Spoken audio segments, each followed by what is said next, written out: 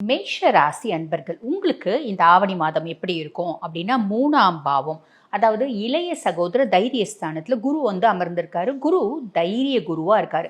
அப்ப மேஷராசி அன்பர்கள் உங்களுக்கு தைரியமும் தன்னம்பிக்கையும் ஆல்ரெடி அதிகம் தான். இன்னும் கொஞ்சம் கான்ஃபிடென்ட் லெவலை இன்க்ரீஸ் பண்றதுக்கு குரு பகவான் அவரால் முடிஞ்ச ஹெல்ப் எல்லாத்தையுமே செய்வாரு. அடுத்த வருஷம் குரு பயிற்சி வரைக்கும். ஓகேங்களா? அது பிளஸ்ஸா அப்படின்னு கேட்டால் அது ஆல்ரெடி பிளஸ் தான். ஓகேங்களா? அடுத்து இந்த ஆவணி மாதம் 4ஆம் தேதி 4ஆம் பாவத்தில் உங்களுக்கு சுக்கிர பகவான் வந்து உட்கார்றாரு. சுக்கிர பகவான் திக்பலம் பெற்று உட்கார்றாரு. 2க்கு 7க்கு அதிபதி திக்பலம் பெற்று வந்து லார்ட் ஆஃப் 2 and 7, அதாவது 2க்கும் 7க்கும் அதிபதி திக்பலம் பெற்று 4ஆம் பாவத்தில் வந்து உட்கார்றாரு. அந்த 4ஆம் பாவம் அப்படின்றது என்ன சொல்லுவாங்கன்னா சுக தாயார் ஸ்தானம் அப்படின்னு சொல்லுவாங்க. இந்த சுகஸ்தானத்தில் சுக்கிர பகவான் வந்து உட்கார்றதுனால மேஷராசி என்பர்கள் எனக்கு 7 சனியாக இருந்தால் இது ஒரு கம்ஃபர்ட். சனியை பற்றி பெருசாக கவலைப்பட வேண்டாம். ஏன்னா அவர் நவம்பர் 27 வரைக்கும் வக்ரகதி அடைஞ்சிருக்கார். ஓகேங்களா?